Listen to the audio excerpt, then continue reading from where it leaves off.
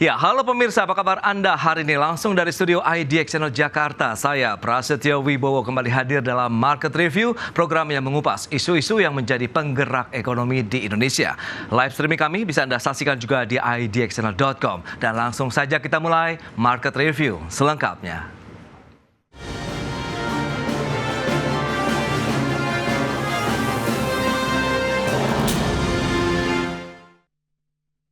PT Global Sukses Digital Tbk mengusung 3 strategi ekspansi bisnis di sepanjang tahun 2025. Dengan strategi tersebut, perseroan menargetkan pertumbuhan penjualan sebesar 11%.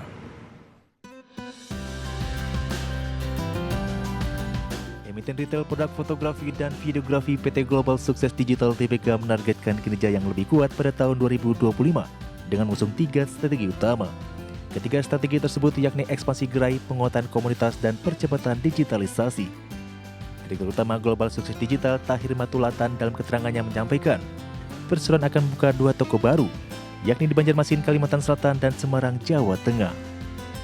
Langkah ini bertujuan memperluas jaringan distribusi dan perkuat basis reseller di daerah potensial.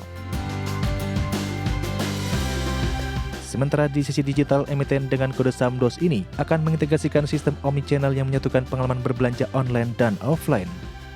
Transformasi ini mencakup penyatuan layanan data, logistik, dan pengalaman pelanggan dalam satu ekosistem digital yang terintegrasi. Tahir menambahkan perseroan juga menaruh perhatian pada pengembangan komunitas melalui penyelenggaraan berbagai event kreatif dan edukatif, seperti Foto Olimpik serta festival film pendek. Dengan strategi ini, Global Sukses Digital membidik peningkatan pangsa pasar retail kamera digital hingga 33%, serta pertumbuhan penjualan sebesar 11% pada tahun 2025. Berbagai sumber untuk IDX Channel. Ya, pemirsa, untuk membahas tema menarik kita hari ini, strategi bisnis PT Global Sukses Digital Tbk pasca IPO, sudah hadir bersama saya di studio IDX Channel dengan Bapak Tahir Matulatan. Beliau adalah Direktur Utama PT Global Sukses Digital Tbk. Ya, halo Pak Tahir, apa kabar? Hai Pras, baik. Terima kasih atas kehadirannya pagi ini. Sehat selalu? Sehat, thank you. Sebelum membahas lebih jauh, mungkin bisa kita review terlebih dahulu ya, terkait dengan model bisnis dari inti sendiri perseroan, seperti apa sih core bisnis yang selama ini dilakukan oleh perseroan. Mungkin bisa dijelaskan kembali nih Pak. Oke, kalau DOS itu adalah omnichannel retail dan distribusi di fotografi dan videografi. Oke. Ya, di sini kita menggabungkan antara offline store, e-commerce, dan juga distribusi. Tentunya ketiga faktor ini ditopang oleh ekosistem yang sudah kita bangun ya. Mungkin kita pengen menjadi satu ekosistem 360 ya untuk kebutuhan fotografi dan videografi. Oke. Di mana di situ kita ada seperti layanan jual seperti camp klinik, kita ada DOS School untuk media sarana buat orang pengen belajar fotografi dan videografi. Lalu kita ada B Film School untuk orang belajar film. Lalu kita juga ada menyediakan Downnet sebagai media digital dan juga production house.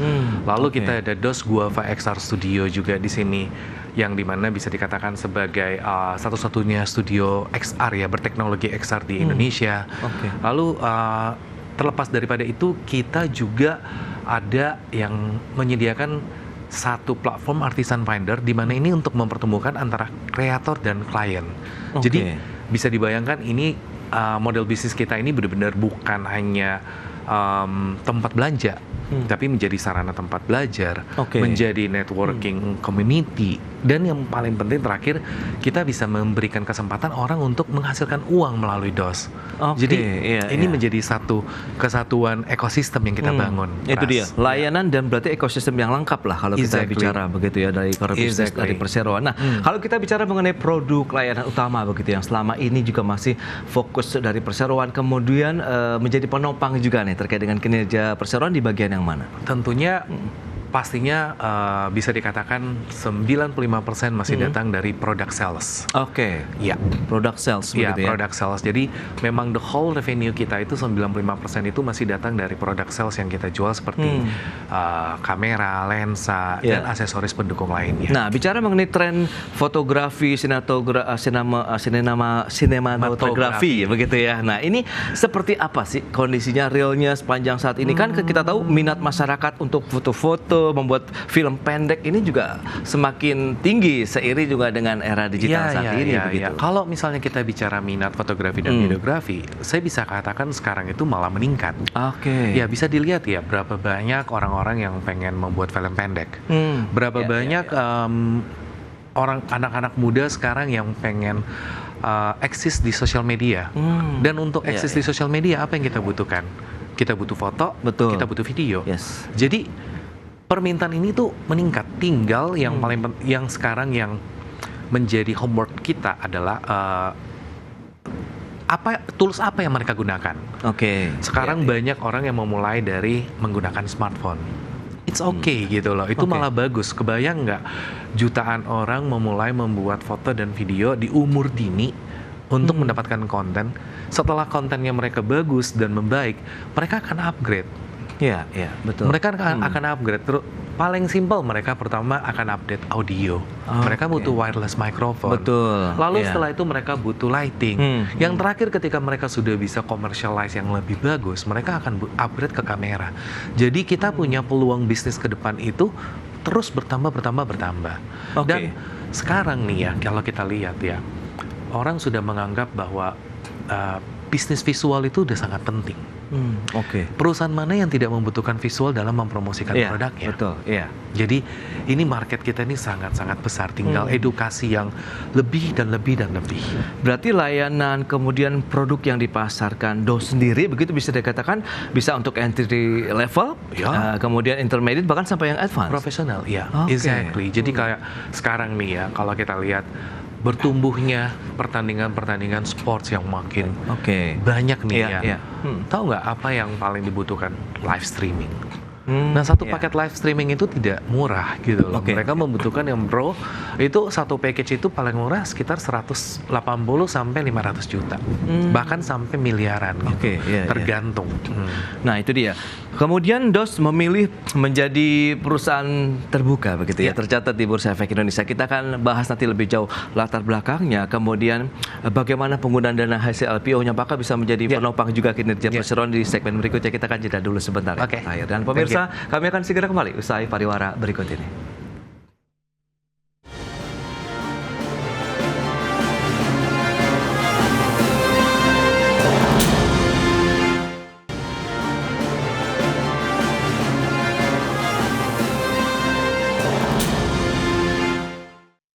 Ya, terima kasih Anda masih bergabung bersama kami dalam Market Review, pemirsa. Dan berikut ini kami akan sampaikan data untuk Anda terkait dengan profil emiten. Dan selengkapnya bisa Anda saksikan di layar televisi Anda.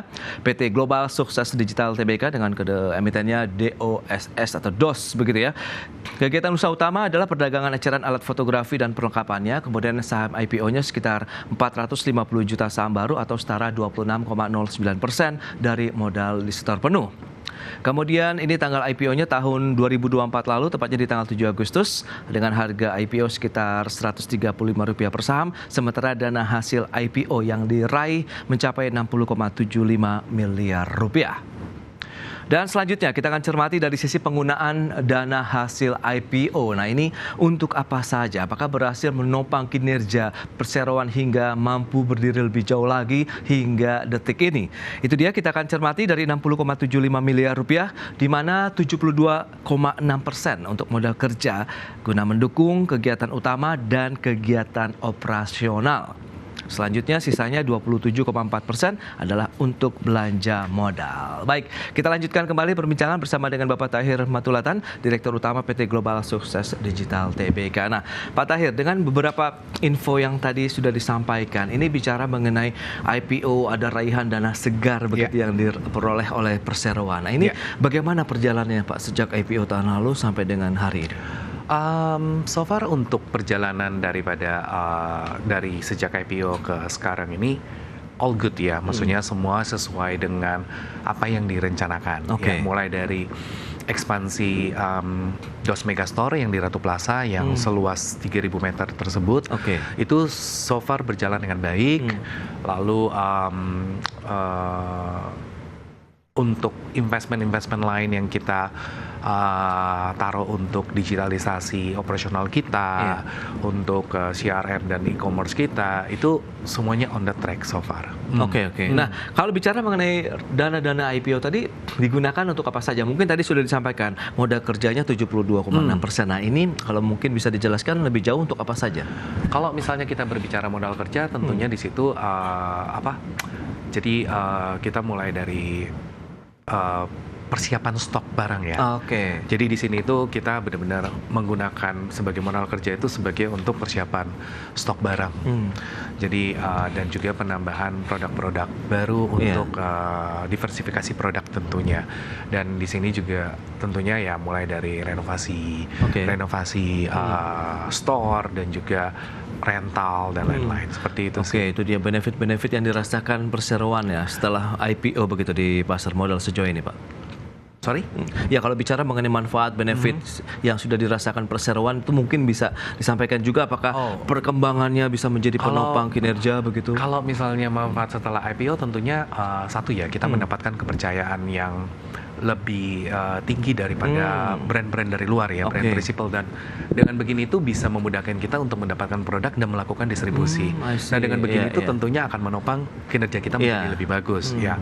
Dan tentunya dengan adanya modal kerja yang kita pakai, yang investment yang kita taruh di teknologi itu membuat operasional kita menjadi lebih efisien.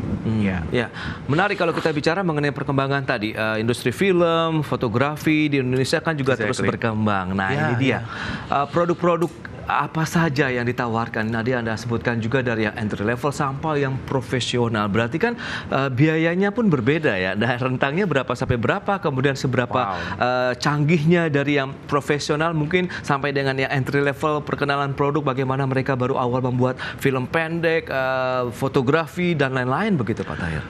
Ya, kalau kita lihat benar ya kata Pras ya. Maksudnya tadi kita sudah bahas kalau misalnya industri film di Indonesia sendiri ini tuh lagi berkembang sekali ya, lagi booming sekali ya. Bisa kita lihat dari beberapa judul film yang mencapai jumlah penonton yang fantastis. Tentunya jumlah penonton tersebut berpengaruh terhadap income ya. Kalau kita berbicara kamera apa yang digunakan, ya kalau kita berbicara dari entry level, memang sekarang mulai dari harga 5 juta pun ada yang bisa mereka gunakan. Sampai dengan 1,8 miliar sampai dengan 2 miliar ada gitu. Jadi kalau misalnya kita lihat seperti film layar lebar, kalau layar lebar mereka akan pakai kamera yang memang profesional, yang memang kualitas untuk film itu ada di situ gitu, yang dipercaya gitu loh. Ya itu tentu investasi yang dibutuhkan luar biasa ya, tapi sebanding sekali dengan income yang didapatin gitu. Nah, di sini kita berharap sekali, saya sendiri merasakan bahwa film-film Indonesia ini semakin mature. Kalau dulu semuanya cuma memproduksi film horor, sekarang itu genrenya sudah mulai berubah. Animasi sudah ada, dan romance juga sudah ada, yang tetap jumlah penontonnya itu ternyata fantastis. Nah, ini satu gambaran positif buat film Indonesia dan industri kita. Dengan berkembangnya juga tadi industri film, fotografi, kan ini juga berkembang di kota-kota besar dari Sabang sampai Merauke. Nah, penetrasi perseroan sendiri sejauh mana begitu? Apakah mengcover wilayah-wilayah ataupun kota-kota besar lain di Indonesia atau seperti apa? Kalau kita berbicara untuk secara point of sales, yaitu offline store kita, tentunya kita sudah mengcover 6 kota. Dan segera ada 2 kota itu Semarang dan Banjarmasin kan. Jadi DOS sendiri itu kan sudah ada di Jakarta, Bandung, Surabaya, Yogyakarta, Bali, Makassar, tambah Banjarmasin dan Semarang nantinya. Nah, secara point of sales kita sudah ada di kota-kota besar, tetapi tidak cukup hanya di situ. Kita fokus ke edukasi, kita fokus ke event, kita fokus ke community. Jadi banyak hal yang kita lakukan. Itu menarik. Kalau bicara mengenai edukasi, berarti kita membuat orang lain semakin paham, semakin pintar. Misalnya membuat komposisi suatu fotografi, hasil fotografi ataupun juga film. Nah, ini berarti DOS pun juga berperan di sana, sehingga pemahaman semakin meningkat akan menjadi peluang juga nih, cuan baru tentunya bagi perseroan.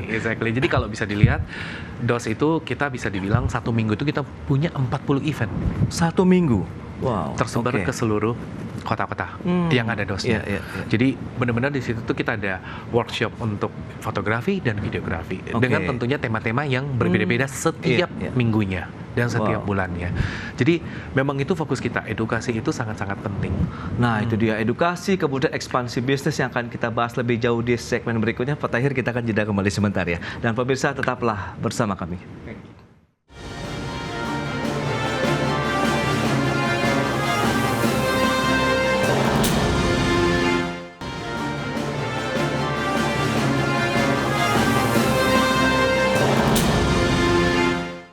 Ya, terima kasih Anda masih bergabung bersama kami. Kita lanjutkan kembali perbincangan menarik ini bersama dengan Bapak Tahir Matulatan, Direktur Utama PT Global Sukses Digital Tbk. Nah, ini dia menarik kalau bicara ekspansi bisnis. Sejak IPO tadi, dana IPO-nya sudah terserap untuk melakukan bagaimana penambahan produk-produk yang ditawarkan, layanan, bahkan tadi dalam 1 minggu ada 40 kegiatan yang dilakukan oleh perseroan begitu untuk bisa menopang kinerja bisnisnya di tahun ini dan juga mungkin tahun-tahun berikutnya. Bicara mengenai ekspansi bisnis, Pak Tahir, kira-kira apa nih yang sudah direncanakan? Apakah rencana bisnis itu tahunan kah atau seperti apa modelnya atau skemanya nih?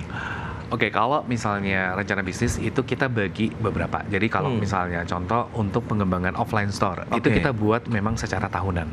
Kita sudah mengusung rencana tahunan kita mulai dari tahun 2025, 2026 sampai 2027. Ya. Nah, kalau misalnya untuk produk, diversifikasi produk, penambahan produk ya sebagai untuk memperkuat sisi distribusi kita, itu tidak bisa diprediksi karena kita menunggu ada produk baru apa, ada brand baru apa gitu loh. Nah, tapi ya ini ekspansi kita memang kita akan fokus ke penambahan produk sebagai distribusi, penguatan B2B dan juga penambahan gerai-gerai untuk offline tentunya. Dan secara e-commerce juga di sini kita fokus juga ke e-commerce, bagaimana kita bisa membuat platform yang lebih nyaman buat customer ya. Oke. Nah, tadi edukasi kemudian komunitas, seberapa penting kontribusi mereka ini ya, kemudian upaya-upaya edukasi terhadap kinerja perseroan, mengingatkan ini juga bisnis yang kaitannya dengan hobi begitu kan. Betul. Pak Tahir.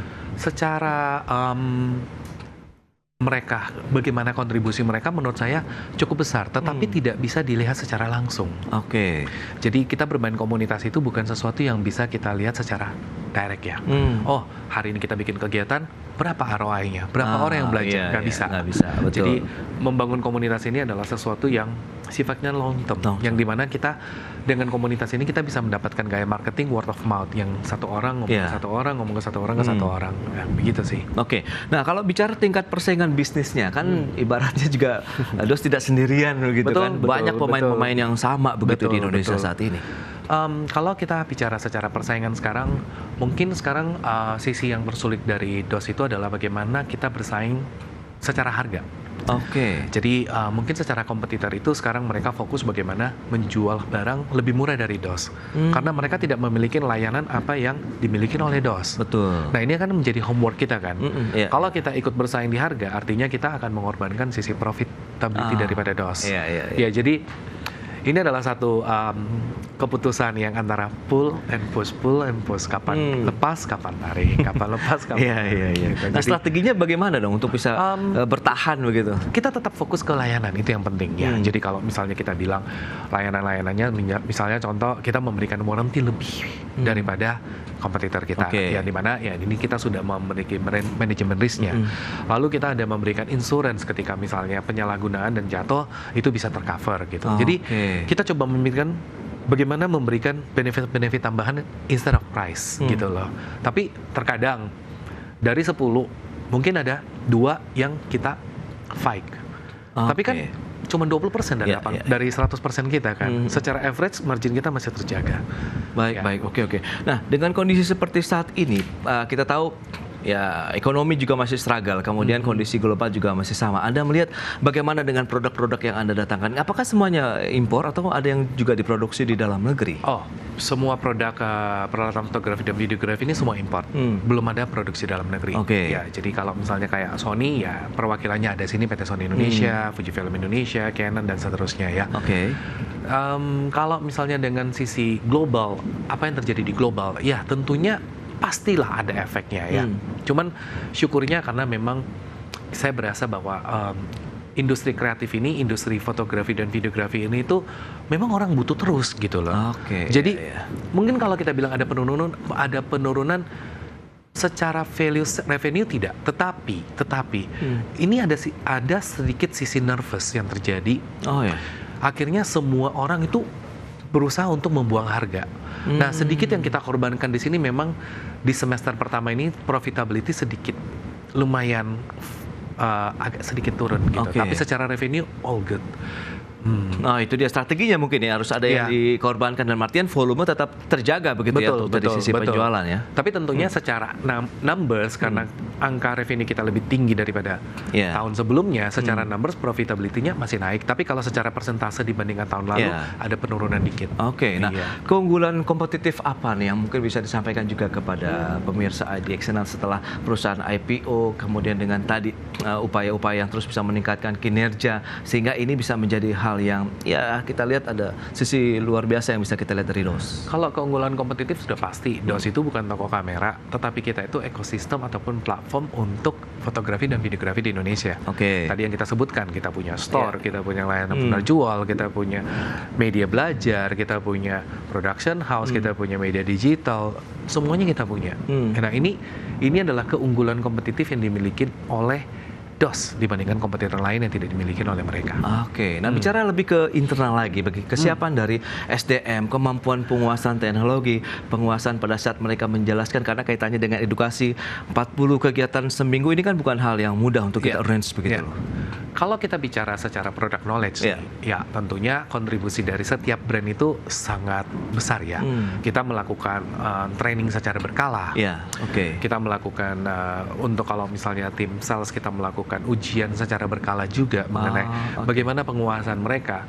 Lalu kita juga mengikutkan mereka ke dalam kelas-kelas fotografi dan videografi. Berarti ada uji kompetensi, kemudian sertifikasi juga begitu Betul. tentunya Ya, sertifikasi tidak, tapi sertifikasi internal lah ya kita ngomongnya. Oke. Nah, lantas kita bicara mengenai kiat-kiat yang mungkin juga bisa disampaikan begitu kepada pemirsa ataupun perusahaan-perusahaan yang ingin IPO juga begitu untuk mengikuti jejak dari Global Sukses Digital TBK atau DOS ini apa nih kira-kira Pak Tahir? Sebenarnya apa ya? Jadi mulai mungkin uji dulu ya kestabilan bisnis sebelum masuk ke pasar, itu pertama. Kedua, mungkin mempersiapkan lebih dini mengenai laporan-laporan keuangan, pencatatan accounting, karena ini sangat-sangat penting ya. Ini kemarin sebelum kita IPO juga, kebetulan kita memang sudah mempersiapkan ini itu 4-5 tahun sebelumnya. Dari secara catatan ya, secara pencatatan kita sudah berusaha mengikutin.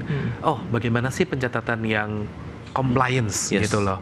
Ya, tentunya tapi itu pun masih tidak perfect ketika kita mau melakukan masuk ke tahap IPO. Wah, itu sih repot ya. Masih banyak harus yang direvisi.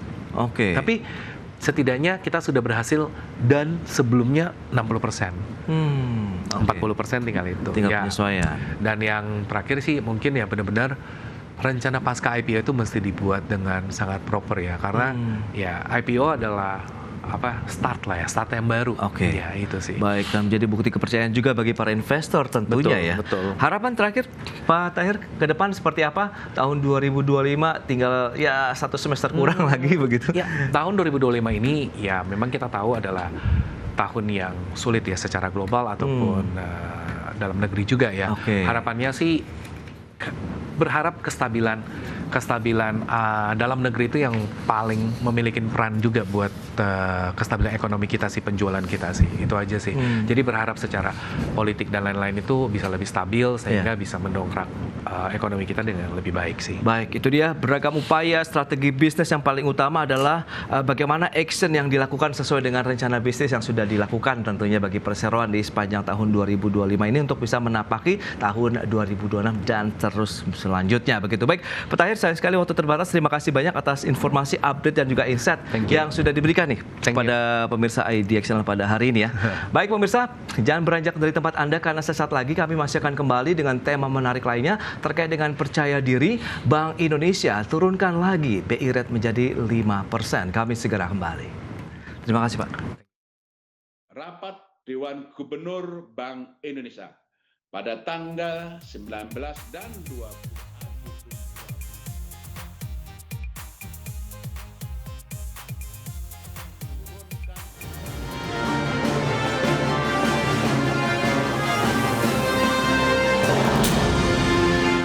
IDN Comprehensive Investment Reference. Sebagai saluran televisi resmi pasar modal Indonesia, IDX Channel menjadi channel TV pertama yang menayangkan secara live perdagangan saham di Bursa Efek Indonesia setiap hari.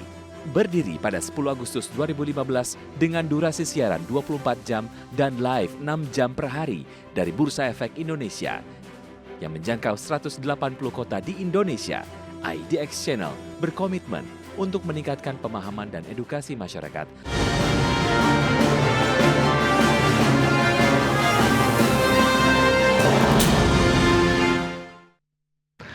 Ya, pemirsa, Bank Indonesia kembali menurunkan suku bunga acuan sebesar 25 basis poin menjadi 5% di bulan Agustus 2025. Keputusan tersebut konsisten dengan rendahnya perkiraan inflasi di tahun 2025 dan 2026, kemudian stabilitas rupiah dan mendorong pertumbuhan ekonomi nasional.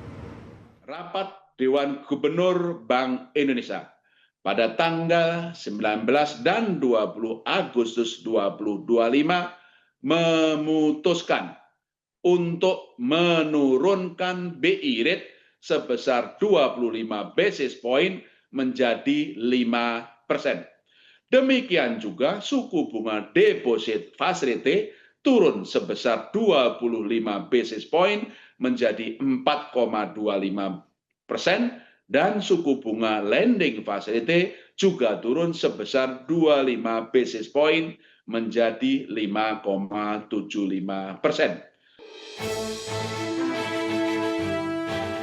Demikian hasil rapat Dewan Gubernur Bank Indonesia yang percaya diri untuk menurunkan kembali suku bunga acuan atau BI rate sebesar 25 basis poin dari sebelumnya 5,25% menjadi 5% di bulan Agustus 2025. Bank Sentral juga menurunkan suku bunga deposit facility menjadi 4,25% dan suku bunga lending facility sebesar 5,75%. Dengan demikian level BI rate turun sebanyak 2 kali dalam 2 bulan terakhir. Peri menambahkan langkah penurunan BI rate tersebut konsisten dengan terendahnya perkiraan inflasi tahun 2025 dan 2026, terjaganya stabilitas nilai tukar rupiah dan perlunya mendorong pertumbuhan ekonomi sesuai dengan kapasitas perekonomian. Sementara itu, Otoritas Jasa Keuangan mencatat piutang pembayaran perusahaan tumbuh 1,9% year on year pada Juni 2025 menjadi Rp501,83 triliun, didukung pembayaran investasi yang tumbuh 8,16%. Adapun profil risiko perusahaan pembiayaan masih terjaga dengan rasio non-performing financing atau NPF gross tercatat sebesar 2,55% dan NPF net 0,88%. Giring rasio tercatat 2,24 kali dan berada di bawah batas maksimum sebesar 10 kali. Berbagai sumber untuk IDX.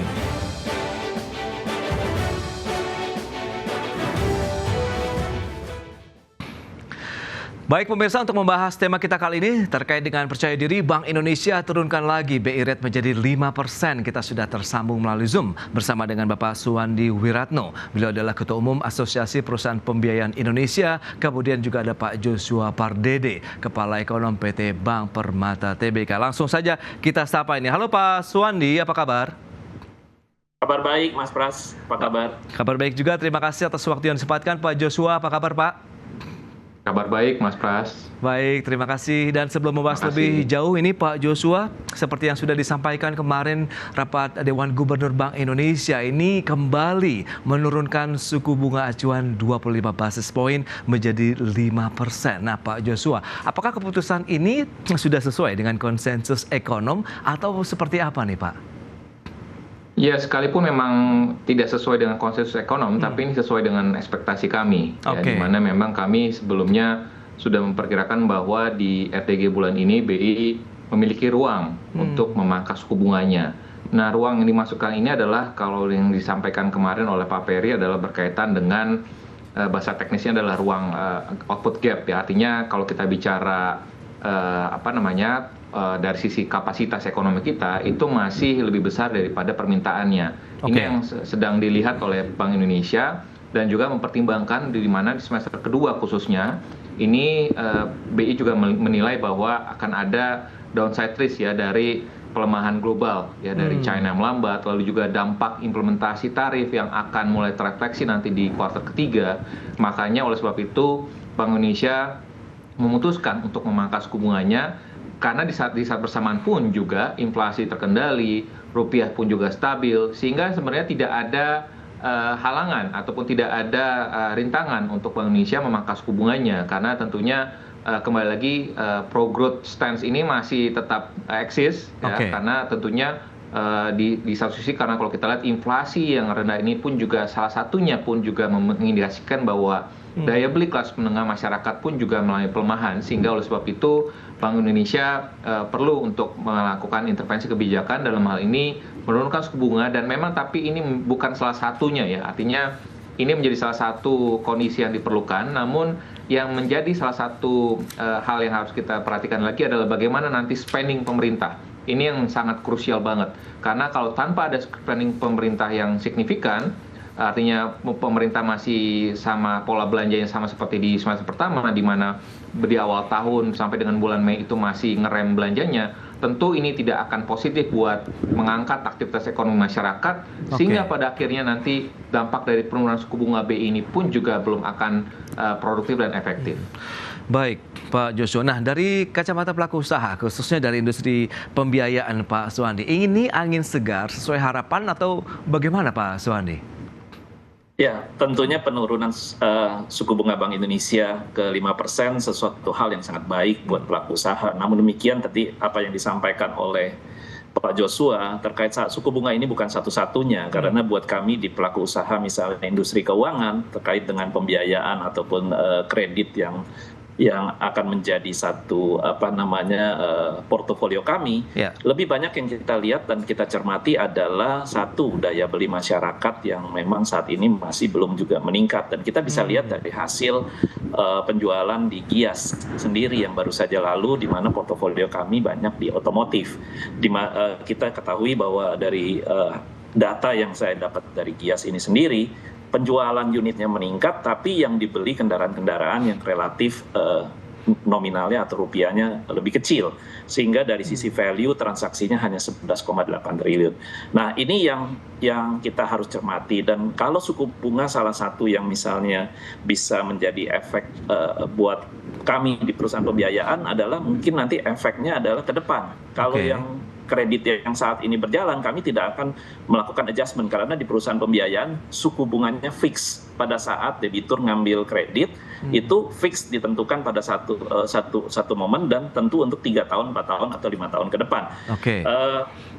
Yang kita lebih cermati adalah daripada slicknya debitur kita yang baru ini, karena banyak yang masuk slicknya kena di call 2, call 3. Nah, ini akan kami tolak, karena yang harus kita lebih lakukan adalah dari sisi portofolionya tuh harus sehat buat kita, bukan dari suku bunga. Suku bunga tentu menjadi salah satu faktor di mana cicilan tentu akan menjadi lebih rendah dibandingkan kalau misalnya mengambil tahun yang lalu, misalnya kalau terjadi adjustment dari suku bunga ini sendiri. Demikian, Mas Pras. Baik, ini menarik kalau kita bicara mengenai daya beli, kemudian Pak Joshua jadi juga menyoroti terkait dengan belanja pemerintah. Nah, Pak Joshua, lantas bagaimana dengan keputusan Bank Sentral ini? Apakah memang momentumnya sudah tepat begitu dengan kondisi domestik, tadi ada penurunan daya beli masyarakat, kemudian Anda katakan bagaimana juga kondisi global, geopolitik, geoekonomi juga kan masih terus terjadi, kemudian belanja pemerintah yang diharapkan masih bisa di boosting lebih jauh lagi begitu, Pak Joshua?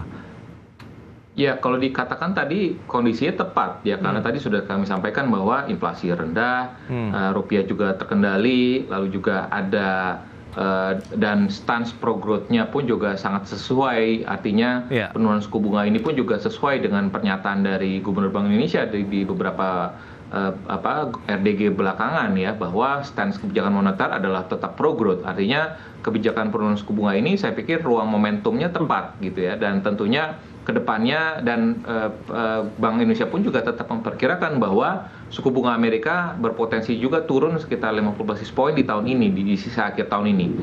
Sehingga oleh sebab itu saya pikir Bank Indonesia pun juga saya pikir masih sangat relevan ya memangkas suku bunganya dan tetap menjaga selisih nilai suku bunganya dengan suku bunga Amerika Serikat untuk tetap menjaga stabilitas nilai tukar.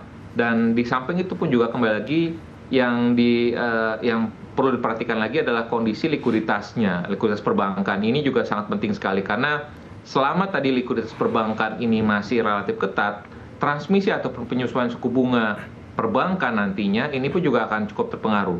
Tapi ujung-ujungnya kembali lagi kalau kita bicara permintaan kredit, tadi Pak Suwandi sudah bicara dari sisi konsumsi ataupun konsumen, tapi kalau kami lihat juga misalkan dari sisi investasi yang dilaporkan oleh BPS yang tumbuh mendekati 7% di kuartal kedua, itu pun juga tidak disupport sepenuhnya oleh kredit perbankan, baik itu modal kerja ataupun kredit investasi. Karena kalau kita lihat, ini sebagian besar korporasi itu masih mengandalkan dana internal, which is itu return earning dari periode sebelumnya. Sehingga oleh sebab itu, itulah yang menjadi salah satu penyebab mengapa pertumbuhan kredit di bulan Juli, seperti yang dilaporkan oleh Bank Indonesia, ini kembali melambat. Dan harapannya dengan adanya penurunan suku bunga ini dan juga tadi akselerasi, ya, Menteri Keuangan mengatakan 1.200 triliun lebih akan digelontorkan di semester kedua ini, dan itu harapannya kita aminkan semuanya, sehingga kombinasi dari penurunan suku bunga dan juga belanja pemerintah yang lebih cepat ini dapat bisa menyasar tadi ya kepada konsumsi masyarakat, lalu juga kepada optimisme kepada pelaku usaha, sehingga permintaan kreditnya pun juga akan lebih meningkat lagi, dan ujung-ujungnya kondisi dari perekonomian kita pun juga akan semakin lebih sustain lagi ke depannya. Baik, lantas sejauh mana sih pemangkasan dari suku bunga acuan ini berdampak luas terhadap sektor usaha, khususnya mungkin di sektor perbankan yang Anda sampaikan juga ada likuiditas perbankan yang cukup ketat, kemudian bagaimana dengan industri pembiayaan? Kita akan bahas nanti di segmen berikutnya. Pak Joshua, Pak Suwandi, kita akan jeda dulu sebentar, dan pemirsa tetaplah bersama kami.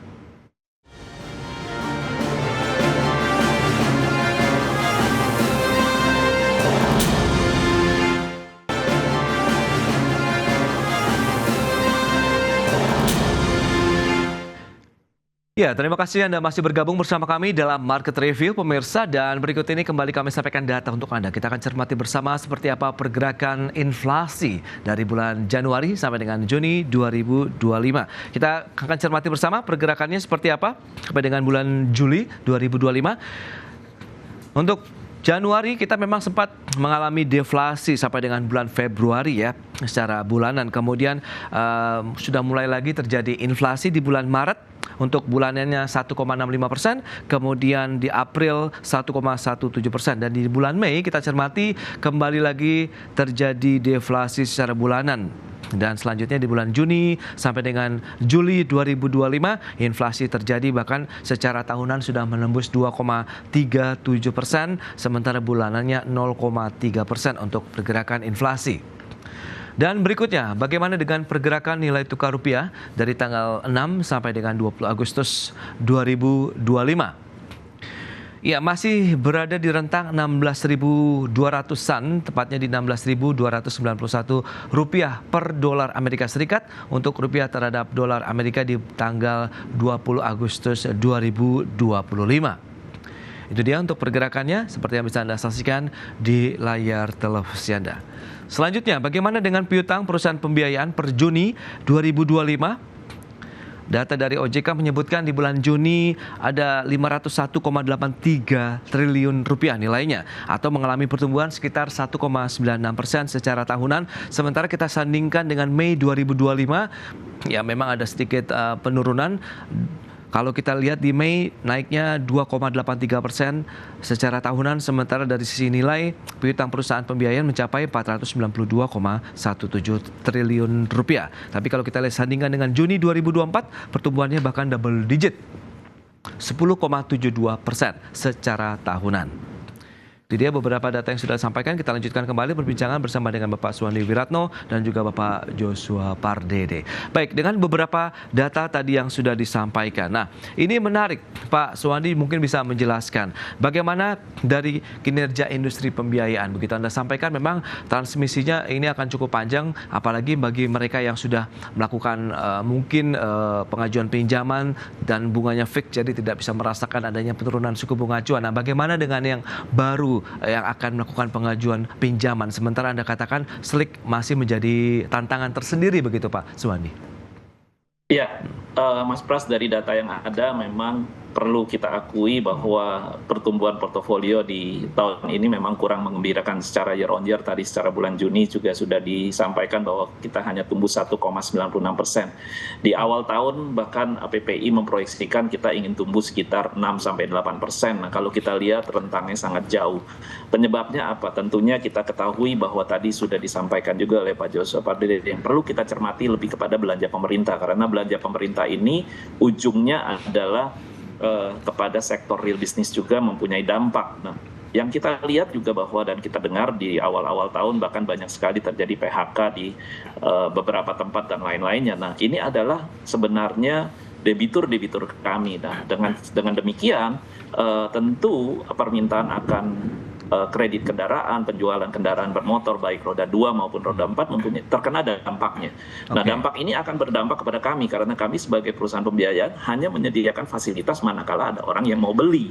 Nah, ini yang perlu kita perlu cermati secara bersama. Maka pemerintah juga sudah menyampaikan dan akan melakukan belanja pemerintah yang lebih longgar lagi di semester kedua ini, Juni ke depan. Dan itu yang kita harapkan. Demikian juga dari Otoritas Jasa Keuangan juga telah menyampaikan kepada kami, kepada asosiasi, bahwa akan ada beberapa deregulasi atau misalnya beberapa peraturan-peraturan yang akan melonggarkan kita untuk agar kita bisa lebih kepada pro-growth tadi yang disampaikan oleh Pak Joshua Pardede. Jadi spiritnya sama sebenarnya baik di perbankan maupun di perusahaan pembiayaan, karena dengan hanya tumbuh 1,96% tentu akan punya dampak kepada rasio-rasio yang lainnya.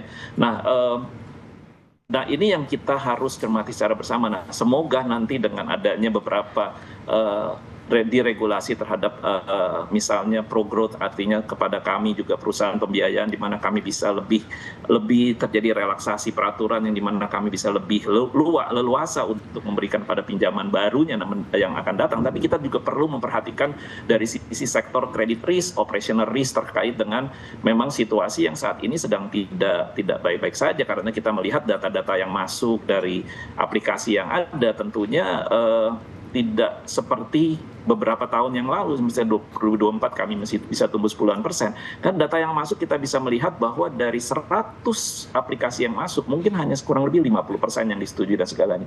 Nah, hal-hal lain yang berdampak adalah karena kita banyak tadi yang saya sampaikan terkena misalnya sliknya, terkena dengan pendapatannya yang memang ada keinginan debitur belanja dan untuk mau majukan kredit, tapi kemampuannya kami lihat belum ada. Demikian.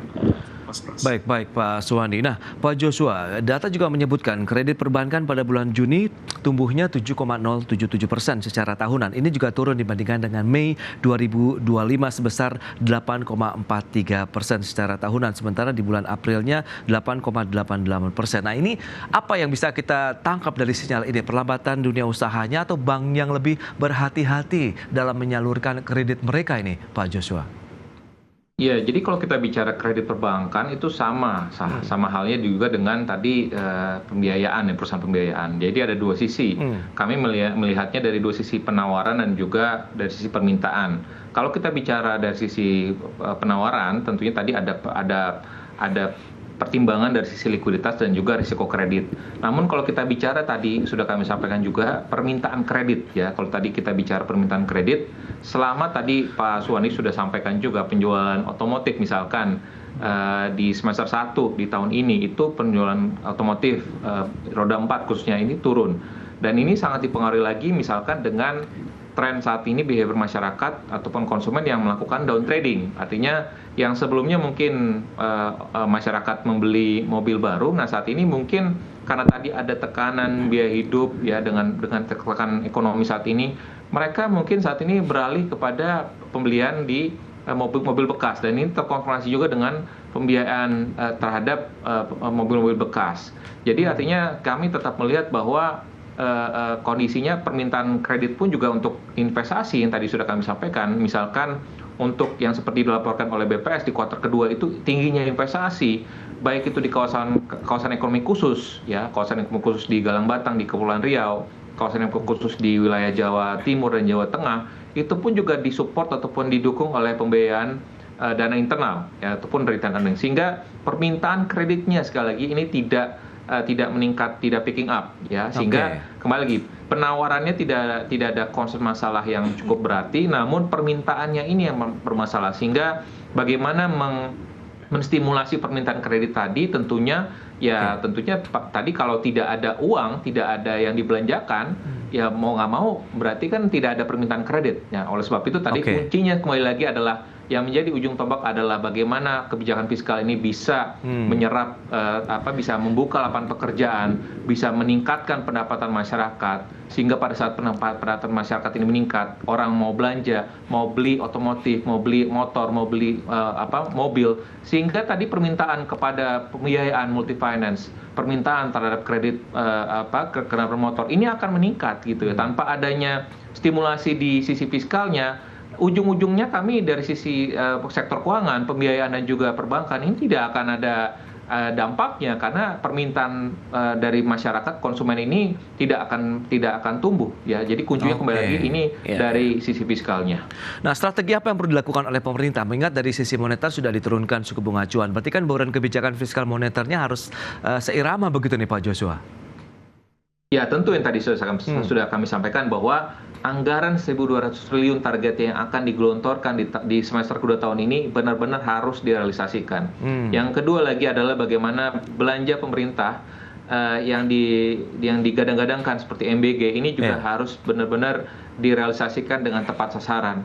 Di samping itu pun juga misalkan pemerintah juga perlu memberikan insentif khusus ya kepada sektor-sektor padat karya yang mungkin belakangan ini melakukan PHK, agar tadi bisa membatasi arus PHK-nya. Karena kalau PHK ini terus terjadi, artinya ya tadi akan semakin memburuk ya, sektor semakin banyak yang bekerja sektor informal, lalu juga tadi pendapatan real masyarakat makin menurun, sehingga tadi ujung-ujungnya transmisi ataupun dampaknya kepada permintaan kredit nanti ataupun permintaan pembiayaan ini akan semakin terbatas.